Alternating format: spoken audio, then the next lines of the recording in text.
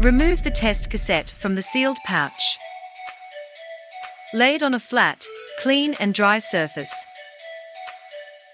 Use the alcohol prep pads to clean the fingertip to be pierced. Pierce cleaned fingertip with the disposable lancet. Collect the blood droplet from the fingertip with the pipette.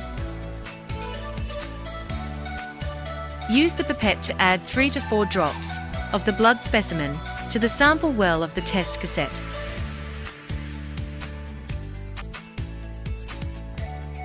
Unscrew and remove the top of the buffer bottle, hold it vertically, and add 4 drops of the buffer liquid to the sample well. Check the results in 10 to 15 minutes.